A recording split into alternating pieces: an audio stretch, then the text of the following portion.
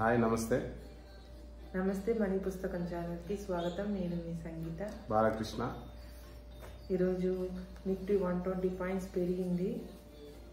First లో negative గా start అయింది మార్కెట్, మళ్ళీ ఫ్లాట్ గా అలా అవుతా 120 పాయింట్స్ పెరిగి ఆగింది. సెన్సెక్స్ 335 పాయింట్స్ పెరిగింది. బ్యాంక్ నిఫ్టీ 200 పాయింట్స్ పెరిగింది.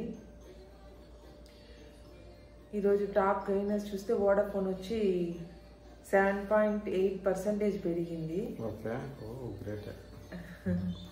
కానీ ఆ షేర్ అంత కొనడం వర్త్ అనిపించట్లే నాకైతే. మనకి నేనైతే కొనను. అంటే షేర్స్ పెరుగుతా ఉంది, మంచి విషయం. బెల్ షేర్స్ కూడా 4.55% పెరిగింది. కానీ పిఈ అయితే చాలా ఎక్కువే ఉంది బెల్ షేర్స్ కి. భారత్ ఫోర్జ్ షేర్స్ కూడా 5.55% ఈరోజు పెరుగుతుంది అనమాట. బజాజ్ ఫినాన్స్ వచ్చి 1005 రూపీస్ లో ట్రేడ్ అయింది క్లోజింగ్ ప్రైస్. అది వచ్చి 7.35% ఈరోజు పడింది అనమాట. బజాజ్ ఫిన్సర్వ్ కూడా 6.09% పెరిగింది. 1989 రూపీస్ లో లాస్ట్ ట్రేడ్ అయింది. మళ్ళీ బ్రిటానియా కూడా 3% పడింది. దానికి రీజన్ వచ్చి ఎండి సిఇఓ అయిన వరుణ్ బెర్రీ ఉన్నారు కదా, ఆయన రిజైన్ చేసినారు నిన్న నవంబర్ 10th. సో ఆయన పాస్ట్ 11 years గా ఆ కంపెనీని ఒక ఫుల్ ఫ్లెడ్జ్డ్ ఫుడ్ కంపెనీగా ఇంకా గ్రో అవ్వడానికి చాలా హెల్ప్ చేసినారు. ఆయన రిజైన్ చేయడం వల్ల 3% బ్రిటానియా షేర్స్ పడింది.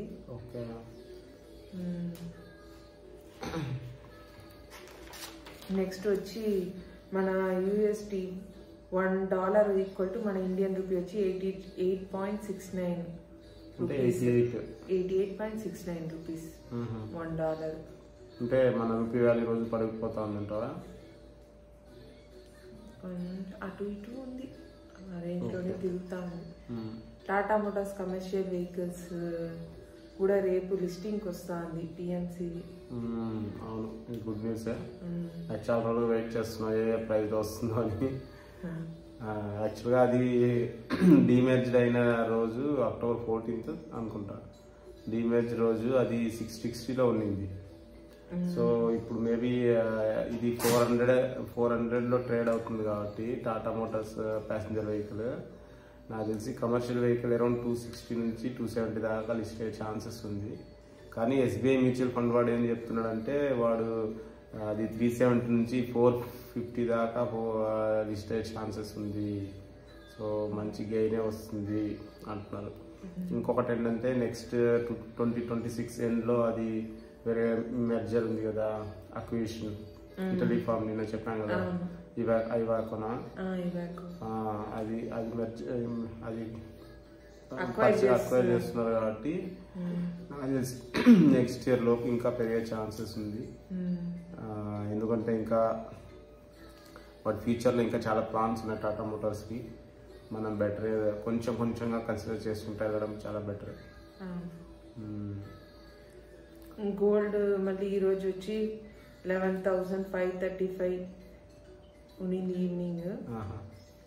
గోల్డ్ ప్రైస్ కూడా చాలా పెరిగింది 2 days. నిన్న ఒక 200 అబో పెరిగింది, ఈరోజు ఒక 200 సంథింగ్ పెరిగింది. మార్నింగ్ ఒక రేట్, ఈవినింగ్ ఒక రేట్ ఉండింది. 200 సంథింగ్ పెరిగింది.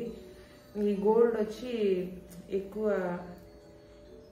ఈ డిసెంబర్ వరకు మనం కన్ఫామ్ గా చెప్పలేము ఎక్కువ పెరుగుతుంది తర్వాత ఇంకా అట్టే ర్యాలీ అవుతా ఉంటుందని చెప్పలేము, తగ్గుతా వెళ్ళిపోతుందని చెప్పలేము. కొంచెం ఈ రేంజ్ లోనే తిరుగుతూ ఉంటది.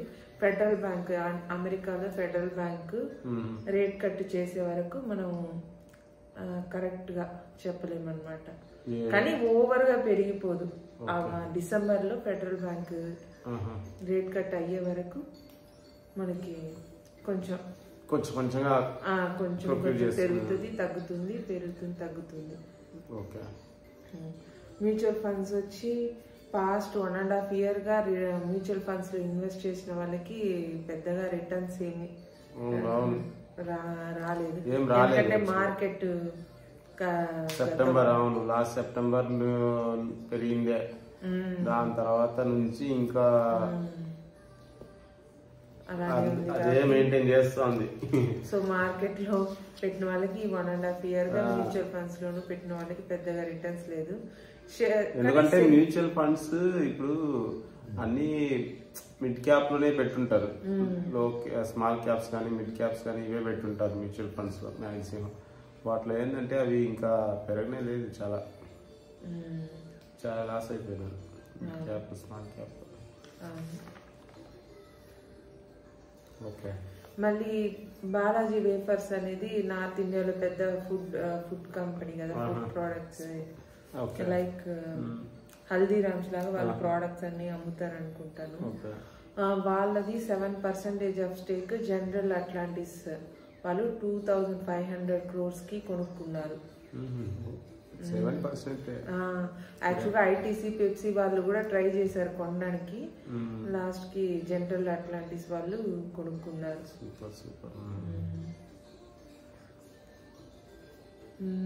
ఇంకా ఏతర రిజల్ట్స్ అయితే బాగున్నాయి. ఓలా కంటే ఇప్పుడు బాగా ఎక్కువ అయ్యింది దాని సేల్స్ కానీ రిజల్ట్స్ అన్ని దాటేసింది. సో హీరో వాడు త్వరలో అంటే జరిగేవన్నీ చూస్తా అంటే హీరో వాడు త్వరలో ఏతర్ని ఫుల్ ఫ్లెడ్జ్డ్ గా అక్వైర్ చేస్తారని ఛాన్స్ ఉంది. సిప్లా రిజల్ట్స్ 8% పెరుగునింది, టైటన్ రిజల్ట్స్ 25% దాకా పెరుగునింది. మళ్ళీ వారెన్ బఫెట్ రిటైర్మెంట్ తీసుకున్నారు అఫీషియల్గా లెటర్ రాసి.